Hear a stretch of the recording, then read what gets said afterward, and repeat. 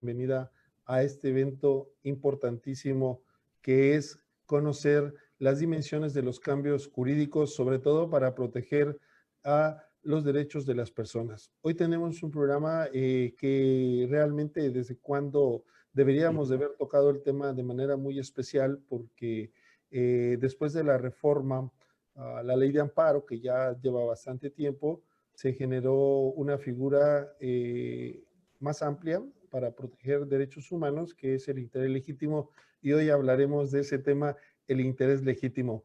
Antes de dar inicio a nuestro programa de hoy, vamos a ver quiénes son nuestros invitados.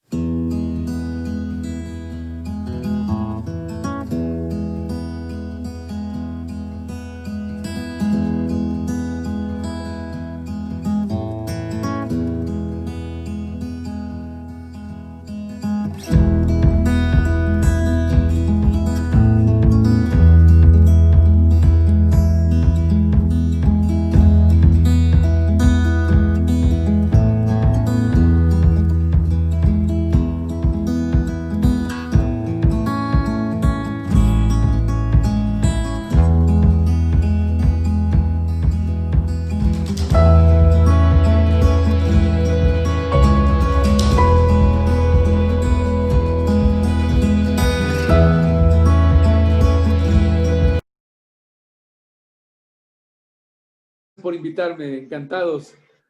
¿Sí? Muchas gracias. Y tenemos a el doctor Hugo Carrasco Solén, quien nos está viendo desde fuera del planeta. También le agradecemos mucho a nuestro compañero ya de muchas jornadas. Doctor Hugo Carrasco, bienvenido. Muchas gracias por invitarnos y por estar aquí con ustedes con tu foro. Y bueno, creo que yo tengo el mundo atrás y Alfonso, el doctor Alfonso lo tiene ahí al ladito. Sí. Bueno, me falta a mí mi mundo, pero cada cabeza es un mundo. Bueno, para entrar al tema que hoy nos compete, vamos a hablar sobre el interés legítimo, un tema un poco técnico. Vamos a tratar de abordarlo para que sea lo más claramente posible y tenemos la fortuna de contar con un experto en la materia. Doctor Alfonso Pérez, ¿qué podríamos decir sobre el interés legítimo como una figura que quizás amplía la protección de derechos humanos en nuestro país? Gracias por la pregunta. Yo he participado en diferentes foros virtuales.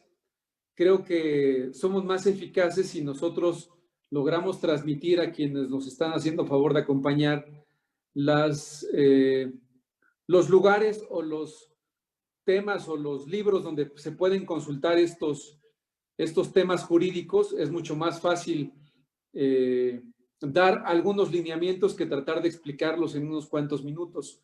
Yo quiero invitarles a quienes nos están escuchando que publiqué un artículo en la revista del Instituto de la Judicatura Federal, precisamente que se denomina El interés legítimo, con Alfonso Pérez Daza, el autor del artículo, y ahí establezco una reseña histórica de cuándo surge este concepto. Este puede ser una primera recomendación. ¿Cómo lo podría yo explicar en términos sencillos? Bueno, tenemos en México, ustedes saben, el juicio de amparo, que tiene como finalidad, o una de las finalidades, la protección de los derechos humanos, de los derechos fundamentales. Pero la pregunta es, ¿quién tiene posibilidad de pedir un amparo a un juez federal? Como ustedes saben, también es exclusivamente de las autoridades federales el conocimiento de este juicio de amparo. Son jueces de distrito, magistrados de circuito los que conocen de este juicio de amparo. ¿Quiénes pueden ir a pedir un amparo? Entonces aquí la pregunta es, ¿quiénes tienen legitimación para pedir un amparo? Y tradicionalmente, desde que tenemos este sistema jurídico, desde la Constitución de 1917, solamente podía pedir un amparo quien tuviera un derecho que hubiera sido transgredido o que hubiera sido violado, un derecho fundamental, un interés jurídico le denominaban en la ley de amparo. Quien tuviera un interés jurídico para poder pedir un amparo, entonces ese era el único que podía solicitarlo. Si yo soy acusado de haber cometido un delito y tengo conocimiento de que una autoridad mexicana libra una orden de aprehensión en mi contra, entonces a quien está afectando ese acto de autoridad es a mí. Yo tendría un interés jurídico para pedir un amparo y ese es el estudio inicial de procedencia que tendría que hacer un juez de distrito para ver si yo tendría legitimidad o no para interponer un juicio de amparo. Sin embargo, el 6 de junio del 2011 se reformó la Constitución de nuestro país y se señala por primera vez en la historia de México el concepto del interés legítimo. Entonces, ¿qué es lo que hizo? La pregunta sería, ¿qué es lo que hizo este nuevo concepto? ¿Restringió la puerta para pedir amparo o amplificó la puerta para que mayor número de personas pidieran el amparo? Entonces, la primera respuesta sería, este nuevo concepto lo que hace es amplía la posibilidad de que personas que no necesariamente hayan sido afectados en su interés jurídico puedan acudir a presentar un amparo. Se reforma el Código Civil del Estado de Oaxaca y en la definición de matrimonio se dice, hay matrimonio cuando dos personas de diferente sexo se contraen matrimonio. Entonces, hay diversos grupos de personas en el estado de Oaxaca que son homosexuales y consideran que esa reforma o ese artículo de la ley del Código Civil del estado de Oaxaca es inconstitucional porque les está discriminando la posibilidad de que ellos puedan contraer matrimonio por ser personas del mismo sexo. Entonces, la pregunta es si estas personas que son homosexuales tienen legitimación para pedir un amparo contra una reforma que establece una definición de lo que es el matrimonio. Y lo que dijo la Suprema Corte de Justicia de la Nación en ese caso es que tenían interés legítimo, porque si bien no les afectaba directamente ese artículo, en términos generales, sí les impedía o les restringía, les discriminaba para poder acceder en matrimonio, aunque fueran personas del mismo sexo. Entonces, lo que tenemos, este sería mi primer comentario. Esta es una institución jurídica que lo que tuvo como finalidad es ampliar el número de personas que pueden acudir al juicio de amparo, pero más adelante comentaré que hay un problema entre dos instituciones actualmente que no han sido resueltas por la Suprema Corte de Justicia en relación a este tema. Muy bien, muy interesante estas reflexiones. Pareciera también que el interés legítimo se dirigiera a un número no individual, sino a cierto grupo, a cierta colectividad que antes no tenía las posibilidades de acceder al juicio de amparo, ya que un requisito de procedencia era acreditar el interés jurídico, como bien se dijo. Doctor Hugo Carrasco Soler, ¿cuál es su perspectiva desde esta situación? Si el amparo ahora, con esta posibilidad de poder llegar a tratar de tutelar derechos que quizás antes no se encontraban protegidos por la falta de legitimación, ahora sí se pueden ventilar. Antes saludamos a Verónica y Angélica González, también saludos a Jalapa, Veracruz, a Alejandro González, a Juan José Aguilar Ordóñez, nuestro amigo de el COASH, profesor destacado, Carolina Román, saludos desde Machala, Ecuador, saludamos también a Baden García, qué bueno que nos estás escuchando, un saludo fraternal para los doctores Pérez Dasca, Carrasco Solé y Martínez Lascano, así que nos saluda a todos el buen Dago. Gracias, Dago. Adelante, doctor Hugo, por favor, con la pregunta. Pues de primer momento podría yo decir que es una institución que ha costado mucho trabajo expandir. Como bien lo mencionaba el doctor Pérez Daza, empezábamos con el interés jurídico y el tratar de resolver algunos o de plantear algunos litigios por violación de derechos humanos o por violación a lo que en su momento se manejaban como garantías individuales. Hoy hemos vivido una evolución, una transformación desde el 2011 a la fecha en ese aspecto. No, bueno, no solo en ese aspecto, sino en varios, en donde se transforma el concepto de, antes enseñaban garantías individuales, el amparo y las garantías individuales. Hoy los derechos humanos sufren esa transformación o esa separación entre lo que se está protegiendo con los mecanismos de defensa, y hoy ya muy bien tenemos la distinción entre los derechos humanos y las garantías individuales. Y en ese proceso de transformación viene a incorporarse algo que en la jurisprudencia muchas veces fue materia de análisis, que fue el interés jurídico.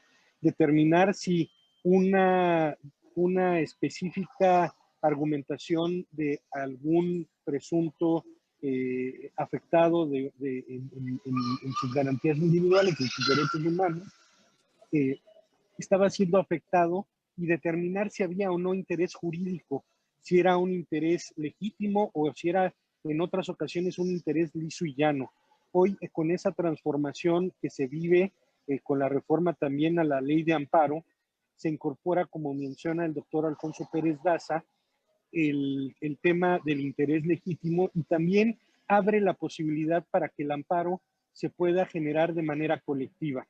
Es decir, estamos generando un abanico, abriendo el abanico del mecanismo de protección para que se pueda llegar a llegarse a esa protección, no solamente el individuo, no solamente el que acredite interés jurídico, sino también aquellos que acrediten el interés legítimo, y también que pueda ser una colectividad.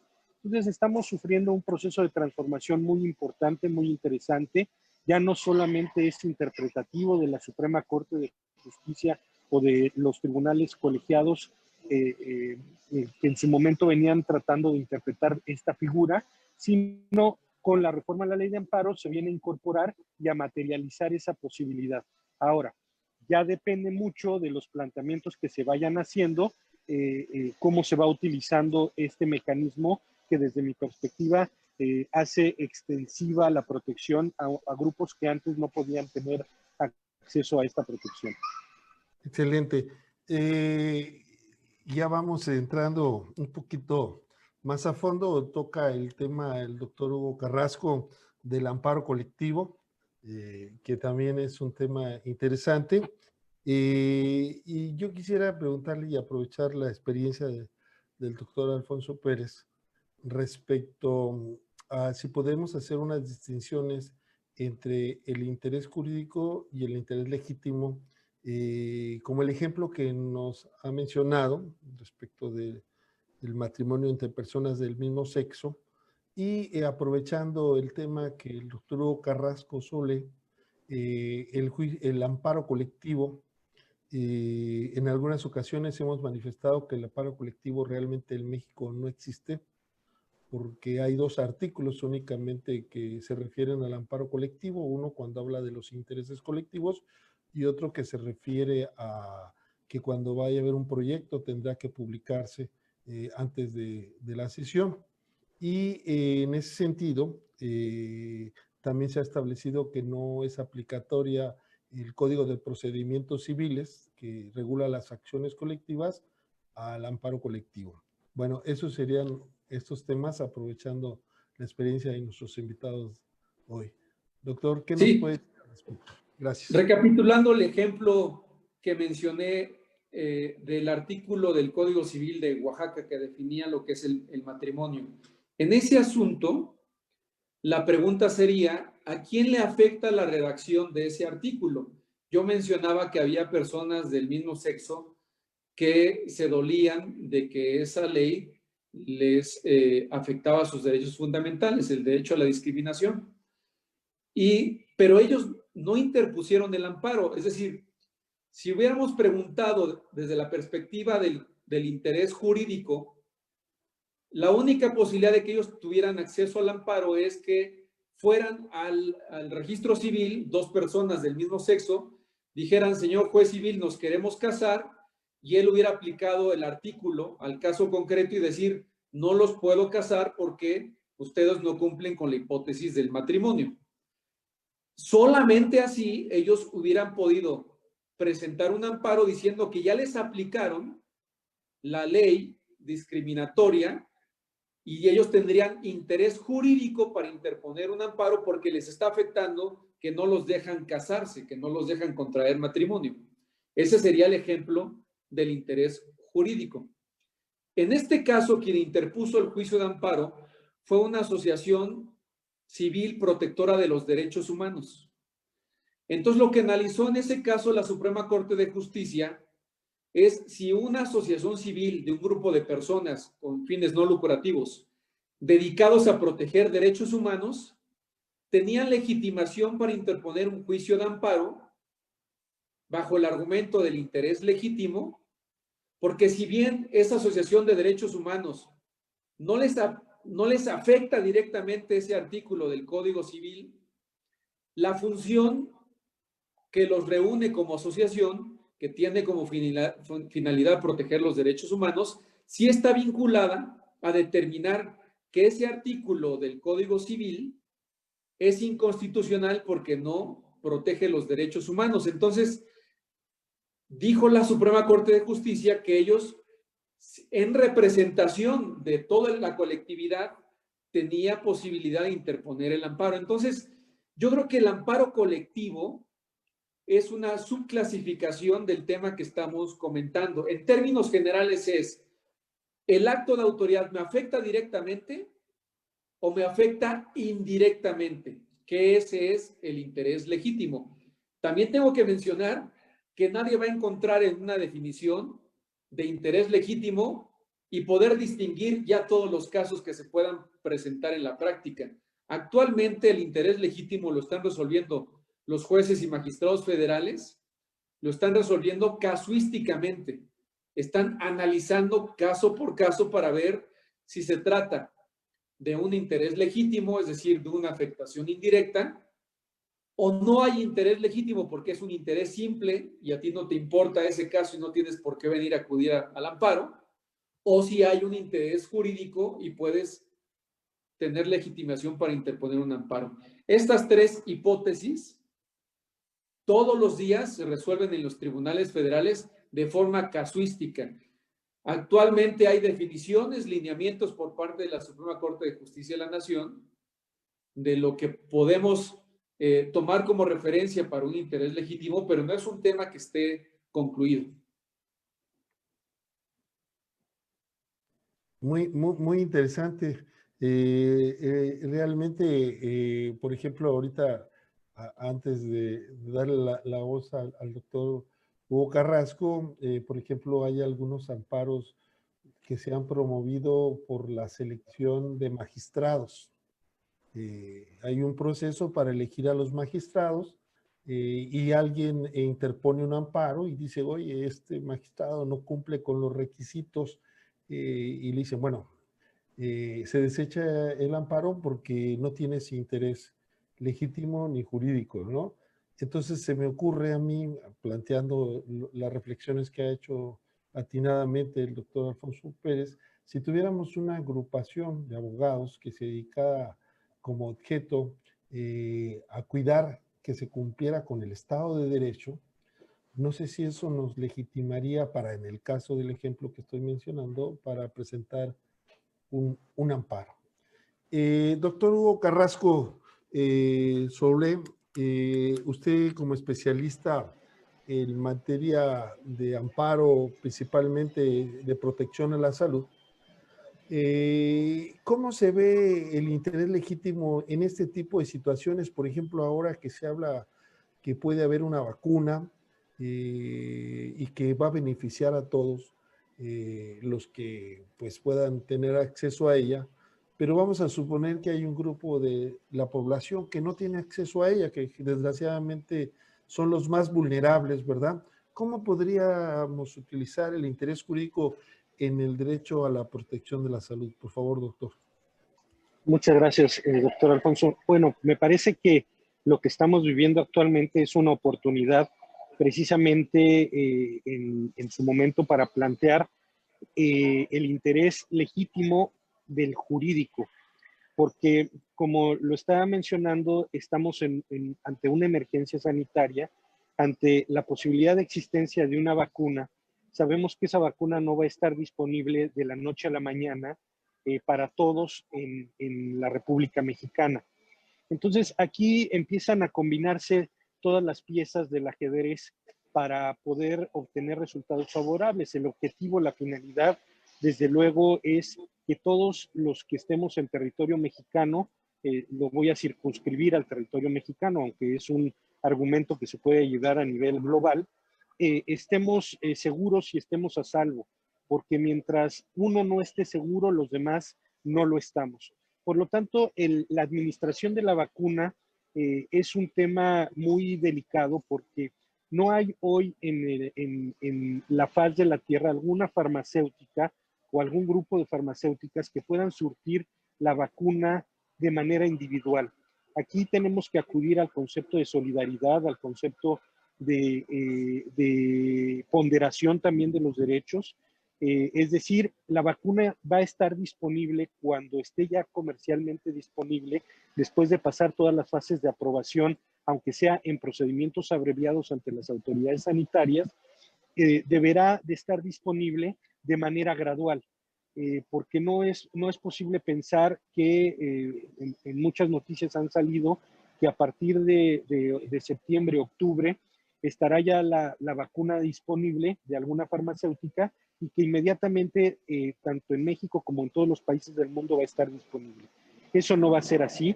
Me parece que aquí empieza un poco la parte de cómo la autoridad va a comenzar a aplicar el criterio para poder administrar las vacunas a los grupos y a las personas dentro de su territorio.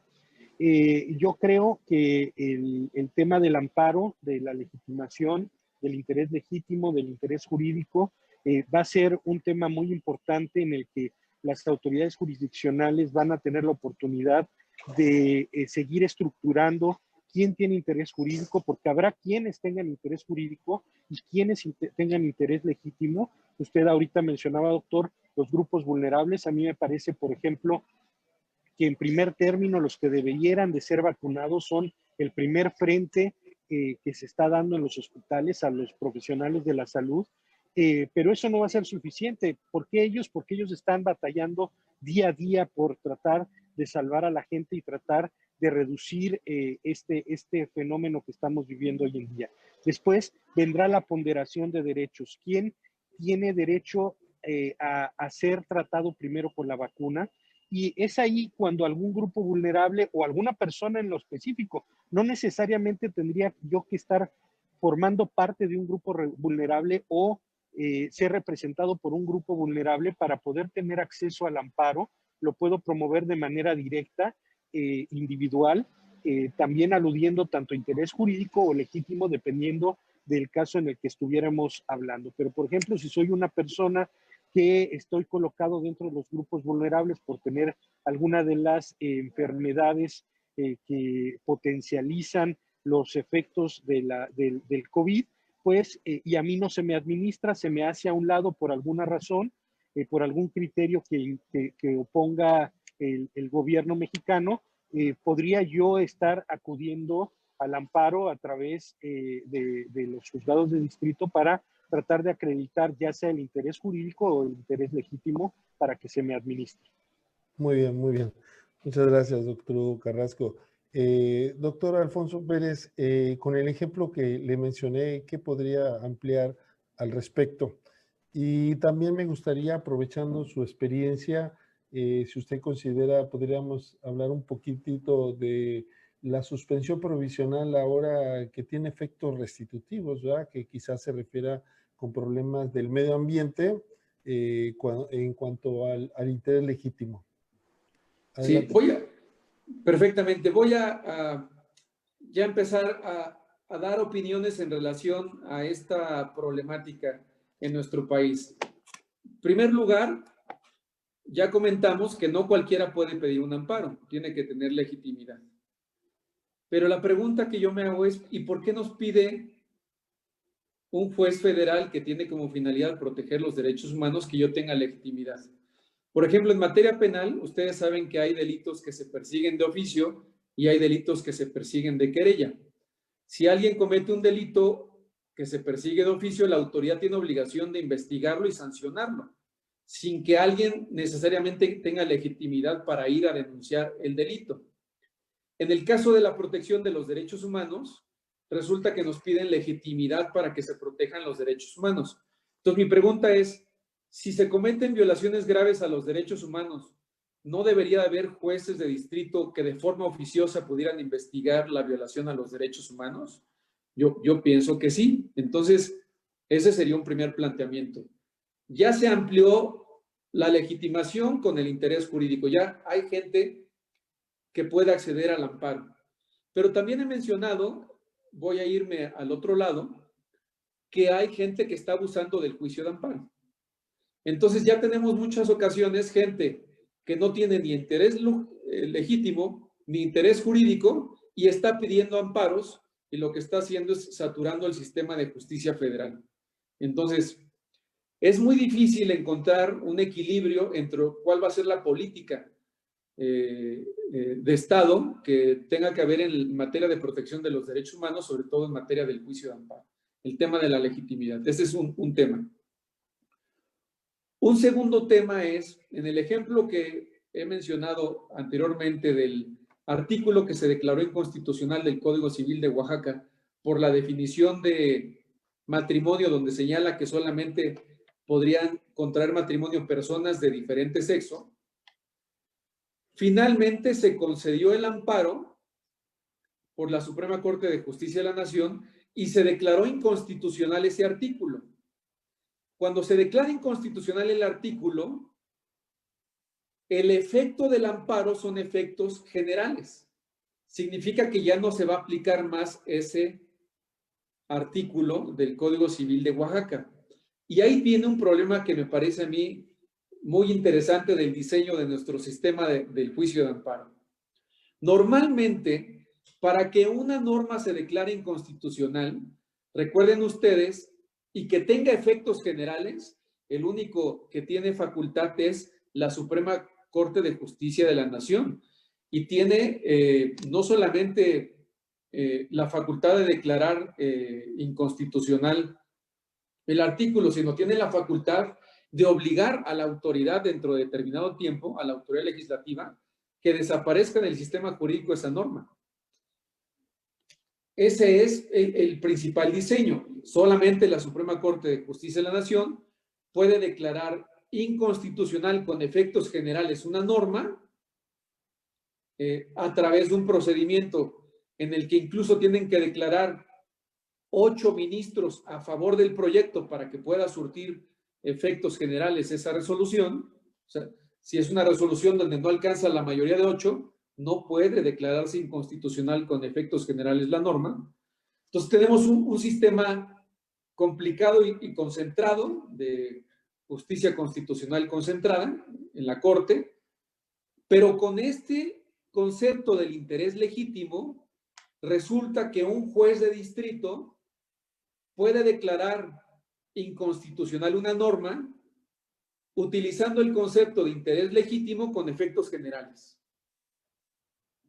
Entonces, ya no es un control concentrado de constitucionalidad, sino es un control disperso de constitucionalidad.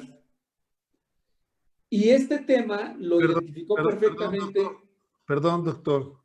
Le voy a pedir si nos la barajea un poquito más despacio porque está usted diciendo cosas muy importantes, entonces para digerir, porque eso del que ya no hay un control concentrado porque un juez de distrito, si no lo puede repetir, por favor. Sí, correcto. Nosotros conocemos el caso de la Suprema Corte de Justicia de los Estados Unidos de Norteamérica. Como saben ustedes, el sistema judicial de los Estados Unidos toda la vida ha tenido la posibilidad de tener un control difuso de constitucionalidad. Todos los jueces federales de los Estados Unidos pueden declarar inconstitucional con efectos generales una norma jurídica. En México no. En México los jueces de distrito sí pueden declarar inconstitucional una norma, pero cuando analizan el caso concreto de aplicación y cuando dan el amparo y dicen que la norma es inconstitucional, dice la sentencia, el artículo es inconstitucional y el amparo es para que a esta persona que promovió el amparo no se le aplique la ley. Entonces, el efecto es un efecto concreto, en este caso del juicio de amparo, no es un efecto general.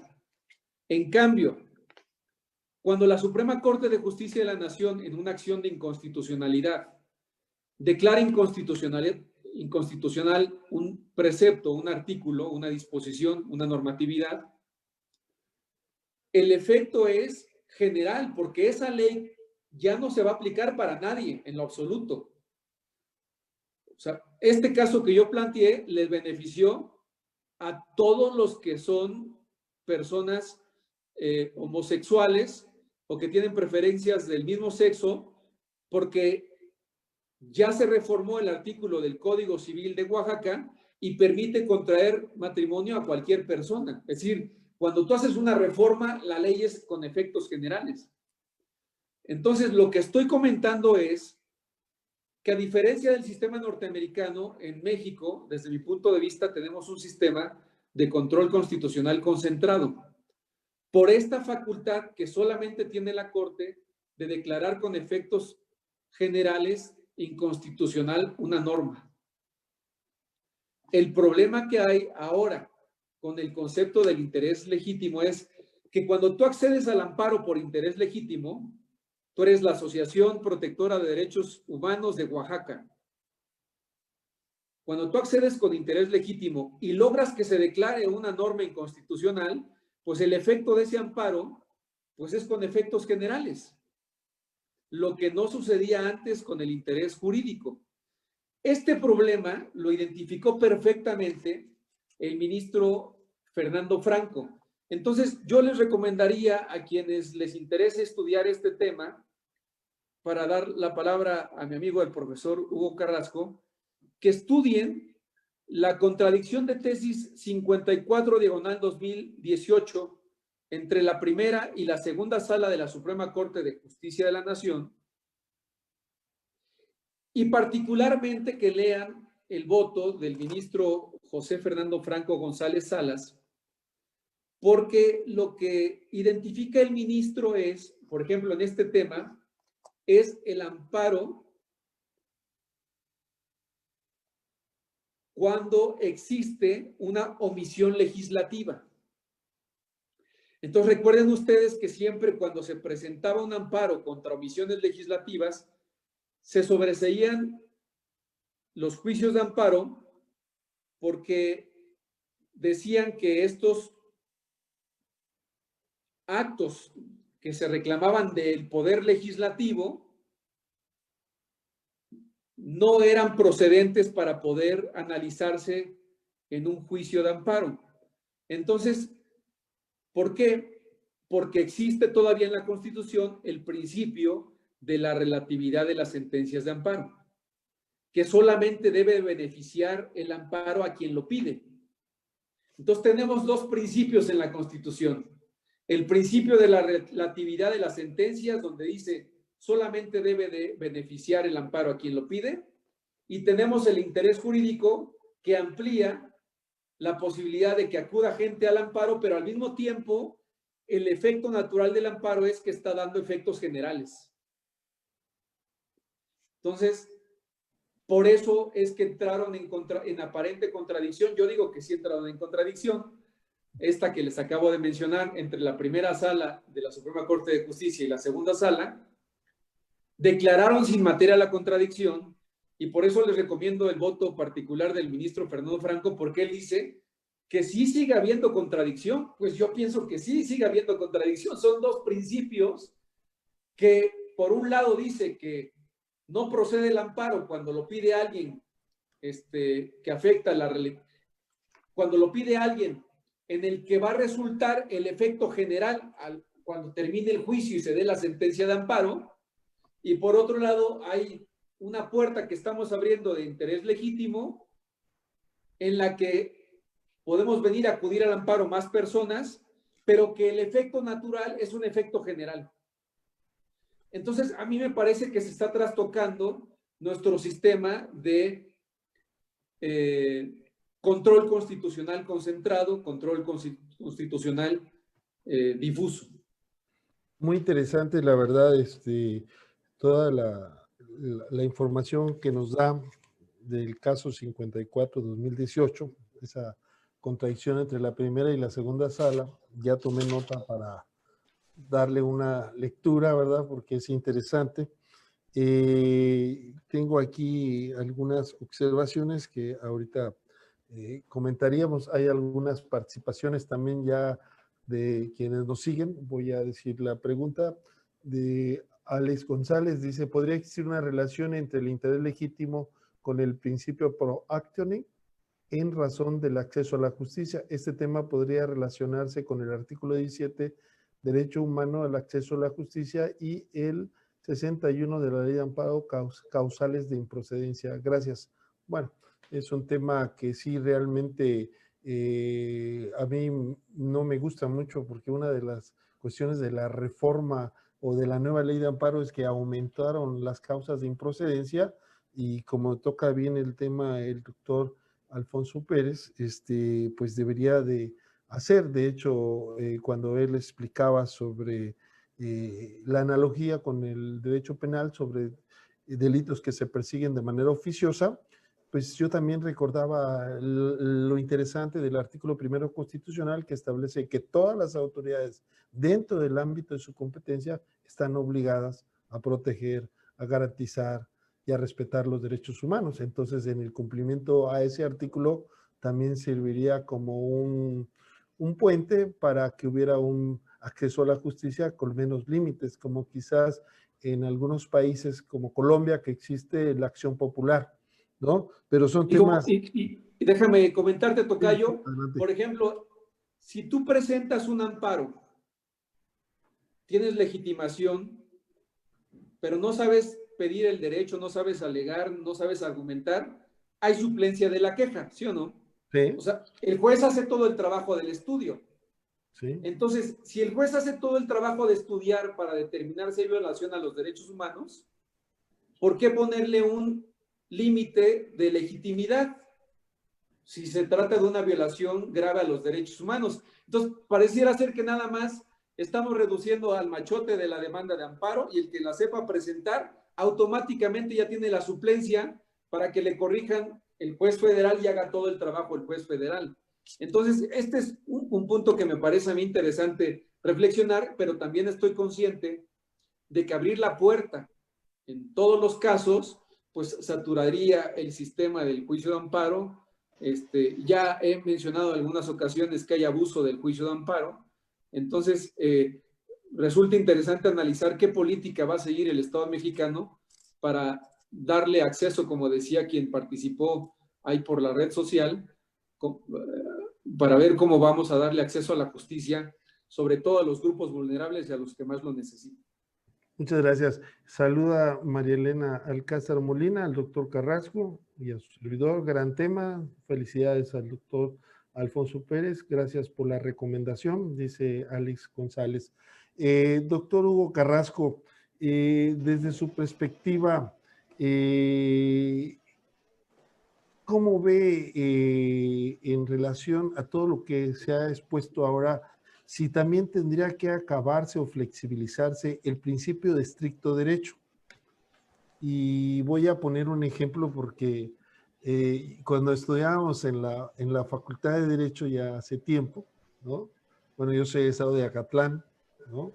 Generalmente preguntaban si el amparo un recurso o era un juicio, y pues todos vanidosamente queríamos siempre decir que era un juicio, ¿no? Pues era nuestro mecanismo más importante de nacionalidad mexicana, además, ¿no?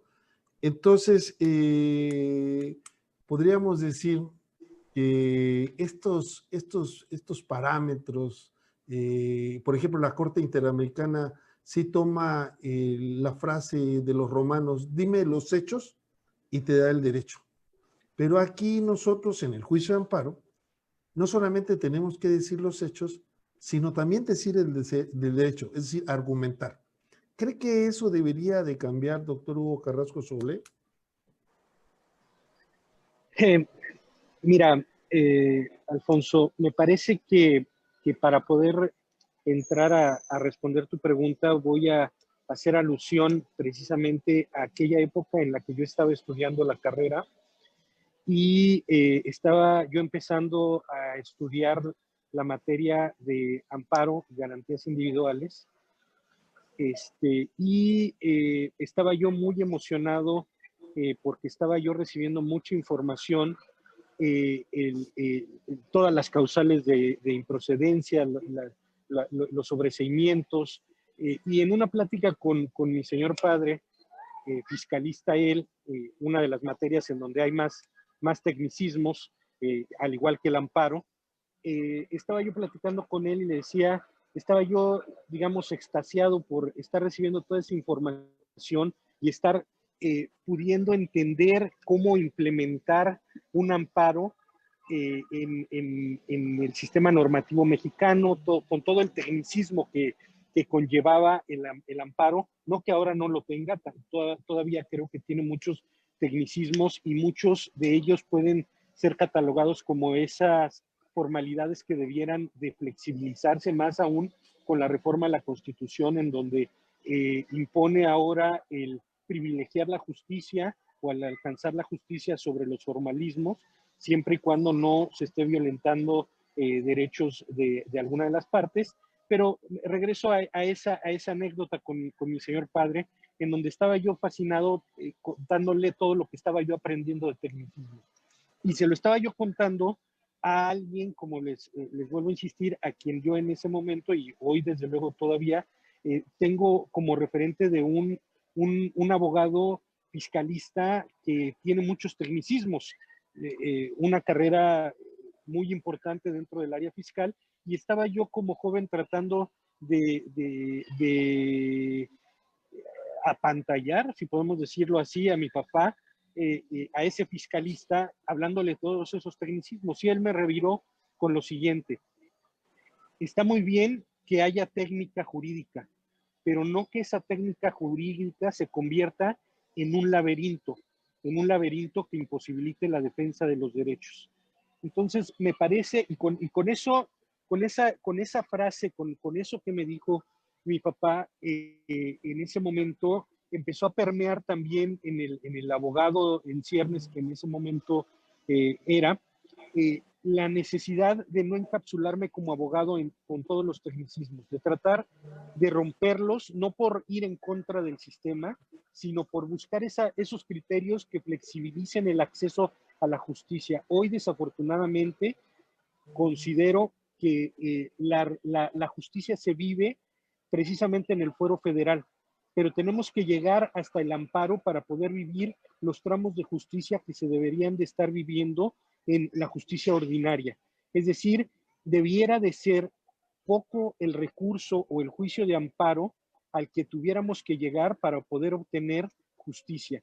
Y hoy en día, como lo está mencionando el doctor Alfonso Pérez Daza, es al revés. Encontramos muchos operadores jurídicos que están abusando del amparo, de la herramienta del amparo, y me parece que es muy desafortunado porque hay mucha gente que está viviendo mucha injusticia, y esa injusticia, como repito, se vive o se puede alcanzar hasta que se llega al amparo, y pocos son los que pueden tener la técnica para llegar a plantear esos amparos, y pocos son los que pueden pagar para que haya un abogado que pueda darles ese acceso. Por lo tanto, yo creo que todas estas figuras de flexibilización, inclusive que ya las ha mencionado el doctor Alfonso, en el sentido de que los jueces pueden suplir la deficiencia de la queja, a mí me parece que debiera de ser la aplicación de ese tipo de circunstancias en la administración de la justicia,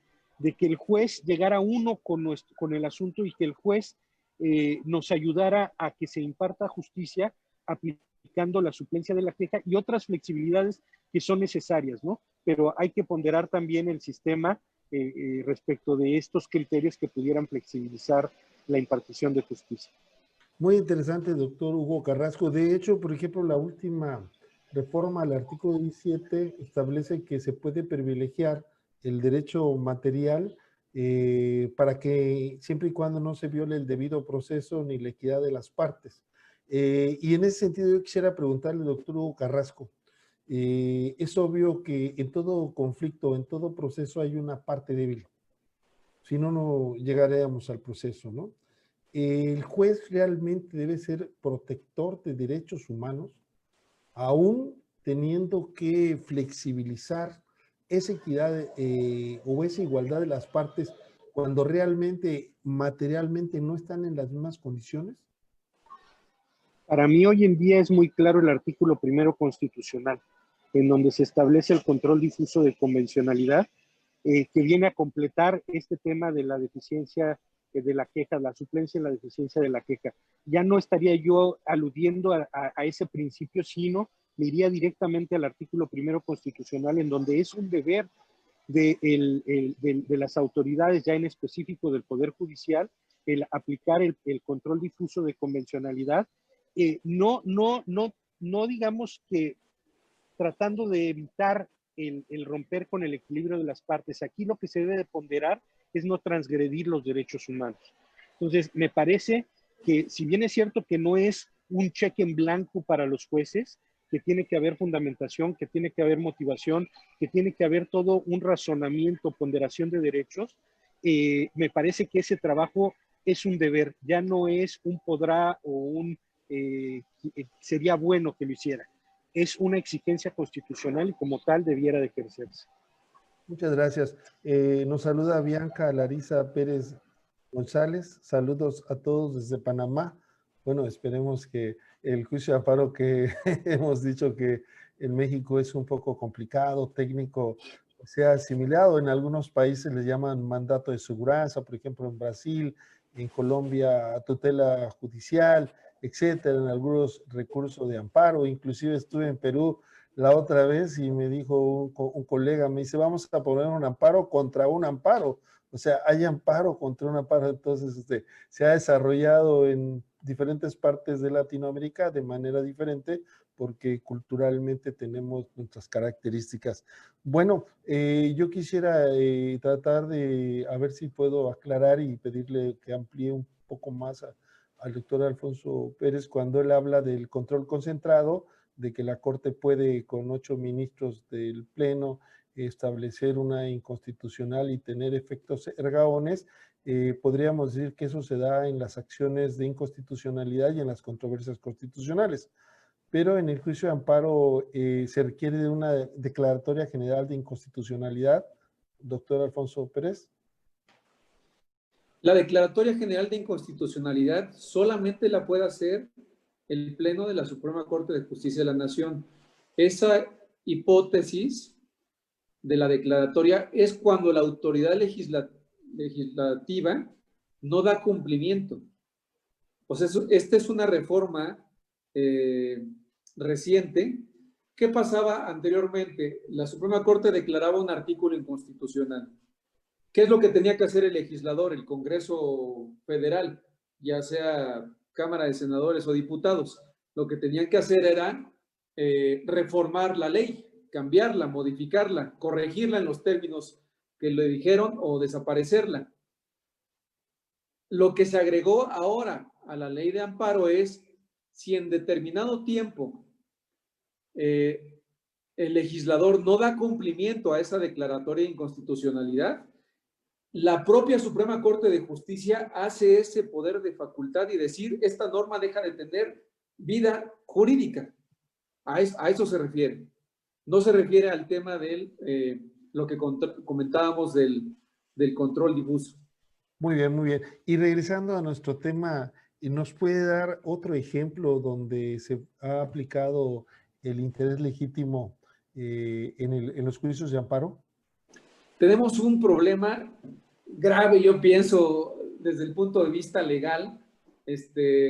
No me acuerdo si fue Hugo o tú, Tocayo, que mencionaste el ejemplo con ironía, no se me escapó, pero tenemos un problema porque resulta, ¿qué va a pasar cuando se afecta, fíjate bien, el derecho humano al medio ambiente? ¿Quiénes tienen legitimación para pedir amparo cuando alguien está contaminando el cielo que tú y yo estamos viendo, o el río del agua que estamos bebiendo, etcétera? O sea, pues traducido, pues cualquiera tendría legitimidad para interponer el amparo bajo el argumento de que se está afectando el medio ambiente. Entonces, ahí, si analizamos las resoluciones donde se ha declarado procedente el interés legítimo y se ha concedido el amparo con efectos generales en temas ambientales, ahí ya tenemos por eso yo decía que es caso por caso, porque ahí tenemos ya un ejemplo donde el concepto de interés legítimo ya se amplió sin límite. Entonces, ¿qué es lo que nos ha ido enseñando la jurisprudencia de la Suprema Corte de Justicia? Que son temas de interpretación jurídica que no están completamente acabados. O sea, tenemos un problema. Los tribunales, en términos generales, los tribunales federales de mi país, tienen la gran responsabilidad de ir analizando en qué casos alguien puede interponer un amparo, pero el problema es que ya tenemos ejemplos en donde, como el caso de los derechos ambientales, ya la amplitud ya es mayor que la que tradicionalmente conocíamos, como en el caso de un artículo que definía el matrimonio en el Código Civil de Oaxaca.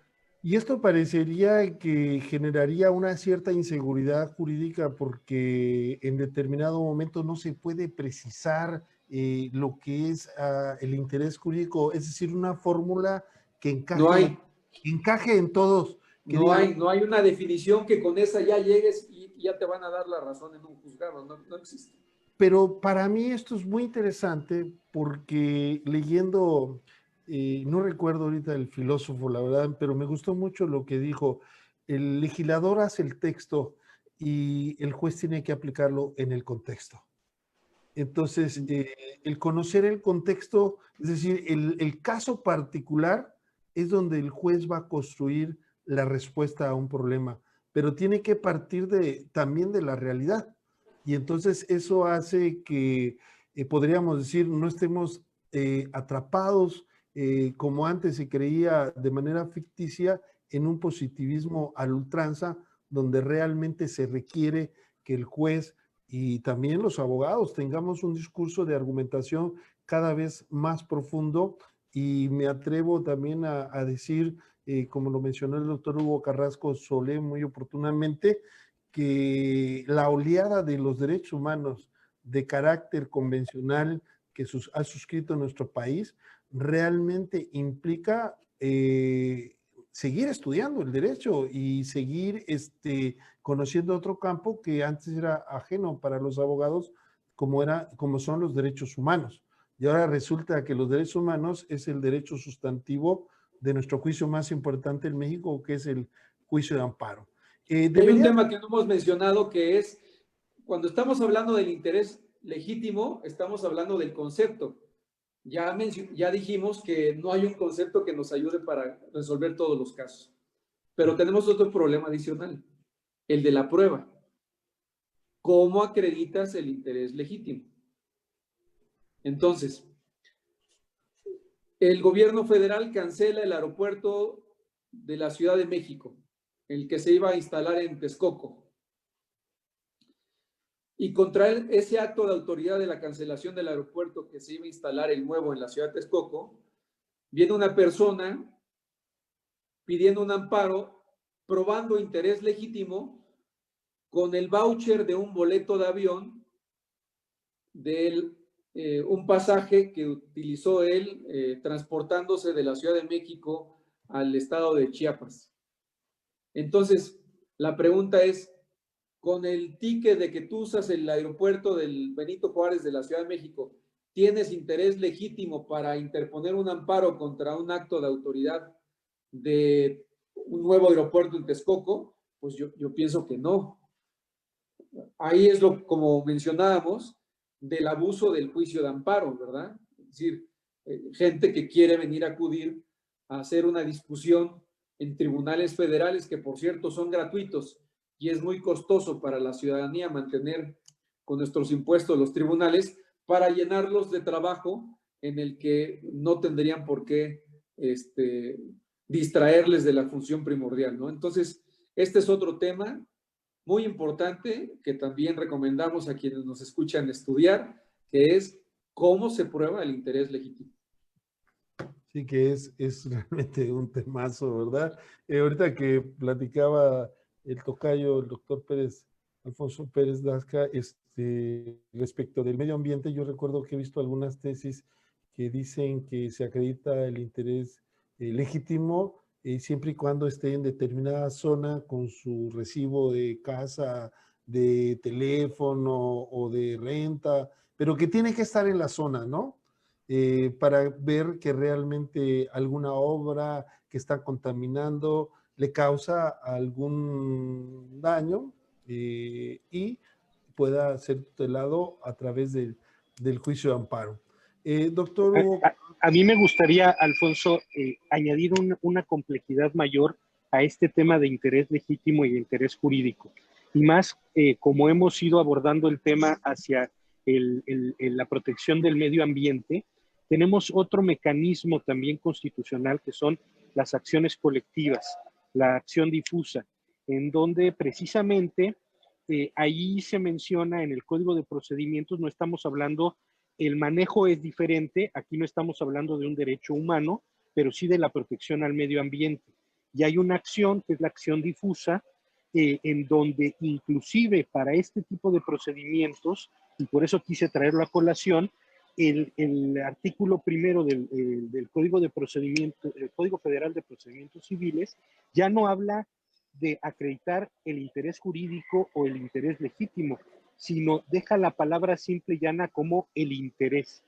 Entonces, veamos cómo se están ensanchando, depende del tipo de mecanismo y de la forma en que queramos generar la protección, pero hablando de este tema de medio ambiente, podría darse el caso y me parece que podría asegurarse una mayor protección acudiendo a través de la acción difusa para proteger el medio ambiente, porque no tiene el cartabón, al menos no legislativamente hablando, de tener que acreditar el interés legítimo o el interés jurídico. Habla del interés de derecho o interés que se acredite hablando de la afectación al medio ambiente. Entonces, ahí, en específico del medio ambiente, podría tratarse como el derecho humano al medio ambiente o bien tratar de protegerlo a través de una acción colectiva en donde no tenemos el cartabón del interés legítimo y el interés jurídico que nos pudiera impedir ese acceso, ¿no? Y más aún, el poder acreditarlo, como bien lo menciona el doctor Alfonso Pérez Daza,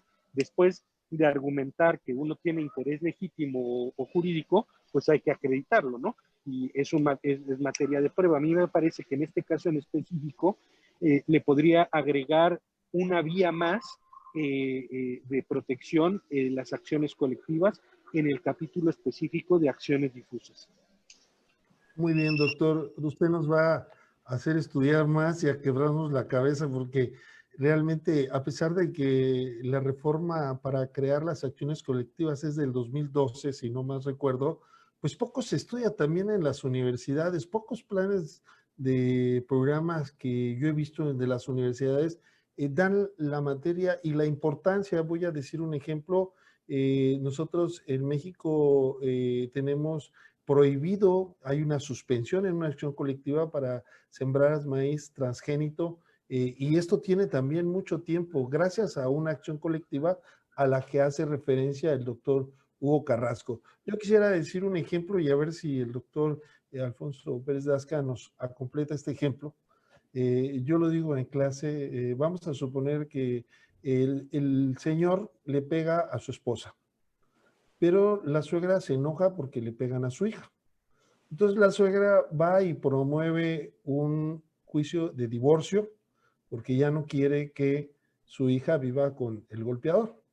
Y entonces ahí yo digo, bueno, los únicos que tenían interés jurídico para demandar la disolución del vínculo matrimonial, pues son la esposa y el esposo, ¿sí? Los cónyuges, porque tienen un cierto vínculo donde tienen un derecho sustantivo, pero los demás no.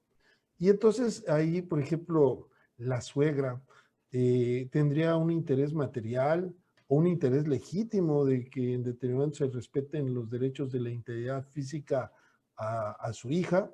Yo quisiera que este ejemplo, que se me hace sencillo, pudiéramos abundar un poco sobre lo que es en sí el interés, agregando lo que dijo el doctor Hugo Carrasco, que se habla del interés material o el interés simple, el interés jurídico y el interés legítimo. Es decir, ya tenemos 3 tipos de interés, ¿no? No es sencillo tu ejemplo, lleva jiribilla. Sí. Y te voy a decir por qué lleva jiribilla. Porque a mí me parece, por eso al principio de la participación que me corresponde mencioné, reflexiono, estamos hablando de ver cuál es el límite para poder acceder a un juicio de amparo. Todos pueden ir al juicio de amparo, debe de haber algún límite, cuál es la legitimación para poder acceder al juicio de amparo. Mi reflexión es que tratándose de violaciones graves a los derechos humanos, así como los delitos, debería de perseguirse de oficio, debería oficiosamente un juez federal de conocer un acto de violación grave a los derechos humanos sin que necesariamente alguien fuera a pedírselo en demanda. Esa es mi reflexión. Esa es no mi propuesta concreta porque cambiaría el sistema del juicio de amparo, pero esa es mi pregunta en relación al tema que estamos comentando, la legitimación. Entonces dice mi tocayo Lascano que si un marido le golpea a su mujer, bueno, lo que tenemos que analizar en el fondo de ese planteamiento que parece sencillo es cuál es el bien jurídico que el derecho debe de proteger. Esto es lo importante. Entonces, si lo que se protege es un derecho fundamental a la integridad física, a la dignidad de la persona, tenemos un delito ya que es violencia intrafamiliar, que correspondería al caso que está planteando Alfonso Lascano, de que un marido le golpea a su esposa, es un delito. Este delito, la pregunta es si protege un bien jurídico con relevancia constitucional. La respuesta es sí, la dignidad de la persona, la integridad física de la mujer. Entonces, si ya estamos protegiendo un valor, la pregunta es, ¿cuál debe ser el procedimiento para protegerlo por parte de la autoridad? ¿La autoridad debe protegerlo a petición de parte o la autoridad debe protegerlo de forma oficiosa? Porque es una obligación del Estado, como decía mi amigo Hugo Carrasco, como señala el artículo 1 constitucional. Todas las autoridades están obligadas a respetar y a proteger los derechos humanos. Entonces, ese es el planteamiento. Entonces, para completar mi comentario ¿cuál es un delito que se persigue por querella o a querella de parte o a petición de parte? ¿O por qué existe en materia penal delitos que no se persiguen de oficio, sino tiene que alguien que pedirlo a la autoridad ministerial en este caso? Porque resulta que hay bienes jurídicos o valores que son tan personalísimos, por ejemplo, el patrimonio. Mi teléfono es un bien jurídico protegido, es parte de mi patrimonio, pero si alguien toma mi teléfono y lo arroja al piso y lo destruye, la pregunta es si la autoridad oficiosamente tiene que investigar ese daño a mi patrimonio. Ese es un bien jurídico tan personal que es un bien jurídico disponible. Yo sí puedo disponer de mi patrimonio. Y resulta que di consentimiento para que mi esposa aventara el teléfono al piso o al suelo y lo destruyera, porque es un teléfono que ya voy a sustituir y que ya no me interesa. Y entonces, en este ejemplo, no tendría por qué perseguirse el delito de forma oficiosa porque es un bien jurídico disponible. No es disponible, por ejemplo, la vida. Si hay un homicidio, nadie puede disponer de la vida, aunque tú des tu consentimiento ante un notario de que pueda alguien venirme a disparar en la cabeza, la autoridad va a perseguir el delito de oficio. Es un delito y ahí no puede darse el consentimiento para que alguien me venga a matar. Ese sería un homicidio oficioso. Entonces, la pregunta es, ¿cómo queremos proteger nuestros derechos fundamentales? Lo hacemos a través de la materia administrativa. Ya mencionaron ustedes el tema del principio del estricto derecho, que yo opino debe desaparecer, al igual que entendí del comentario de mi amigo el doctor Hugo Carrasco, que también va en contra de este principio. Tenemos cómo proteger los derechos laborales, ahora con la reforma constitucional, cómo protegemos los derechos a través del derecho penal, y el juicio de amparo, a mí me parece que debemos debatirlo. ¿Cómo queremos proteger los derechos humanos a través del juicio de amparo? Es un mecanismo muy técnico donde los grupos vulnerables no tienen acceso porque tienen que contratar un abogado. Si no tienes un abogado, es imposible que elabores el checklist de una demanda de amparo. Y si te promueve una prevención un juez, Dios nos libre porque no se le entienda la prevención, y a ver qué haces si no le entiendes al juicio de amparo. Entonces, son reflexiones que yo invitaría a quienes nos están acompañando en esta transmisión a estudiar, a escribir, sobre todo, a proponer, para que sigamos en este debate, tocayo, construyendo un mejor sistema de justicia para todos los mexicanos. Muchas gracias. Muy interesante, tocayo, doctor Alfonso Pérez Daza. La verdad, ha sido muy aleccionador. Es un tema que nos invita a reflexionar y a volver a reflexionar. Estamos llegando al final del programa.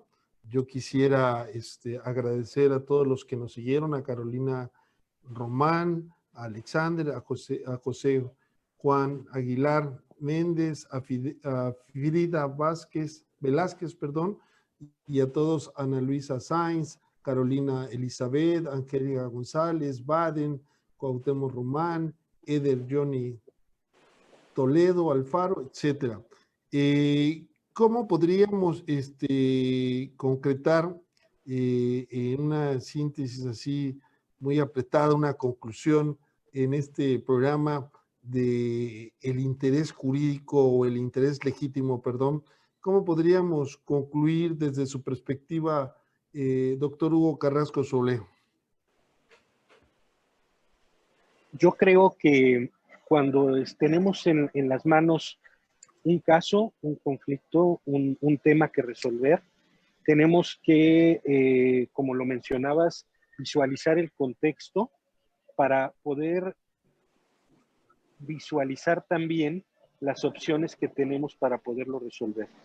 El amparo es un mecanismo muy importante dentro de nuestro sistema normativo mexicano, pero muchas veces no es el único mecanismo que tenemos para lograr el efecto final que estamos buscando, que es disolver el conflicto.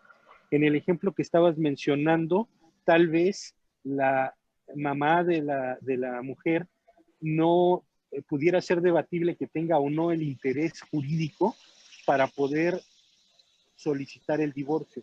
Pero sí hay otros mecanismos, como lo mencionaba el doctor Alfonso, de la violencia intrafamiliar, en donde puede obtener el resultado que al final está buscando. Ella no está buscando disolver el matrimonio en sí mismo, no es lo que está perjudicando a su hija.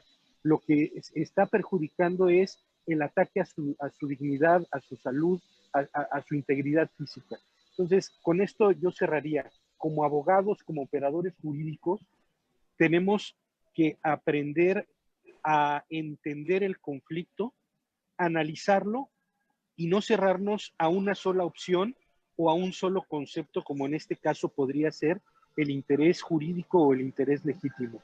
Si hay una puerta que se nos cierra en el amparo por no cubrir los requisitos para acreditar el interés jurídico o legítimo, busquemos otras opciones legales que nos puedan llevar al mismo resultado de protección, que es lo que estamos buscando. Muy bien, excelente. También queremos decirles que mañana tenemos doble jornada de Viernes de Derechos Humanos. Vamos a tener la participación del doctor Boris Arias López, él es de Bolivia, él nos va a hablar sobre la lectura de la cita de la jurisprudencia de las sentencias de la Corte Interamericana a las 11 horas, y a las 3 de la tarde tendremos la participación del doctor Angelo Ferraro de Italia. Él nos hablará los desafíos de los derechos humanos en Europa. Bueno, doctor Alfonso Pérez Daza, muchas gracias realmente por su participación, ha sido muy aleccionador. ¿Cómo podríamos despedirnos con una conclusión, doctor, por favor? Lineamientos generales. El interés legítimo no es un mero interés por la legalidad de la actuación de la autoridad. Requiere la existencia de un interés personal, individual o colectivo, que de prosperar la acción se traduce en un beneficio en favor del que lo pide. Ese sería un elemento. 2. Está garantizado el interés legítimo por un derecho objetivo, pero no da lugar a un derecho subjetivo. 3. Lo contrario es la acción popular, que mencionaron ustedes, en la cual no se requiere afectación alguna a la esfera jurídica, en esos casos nada más. 4.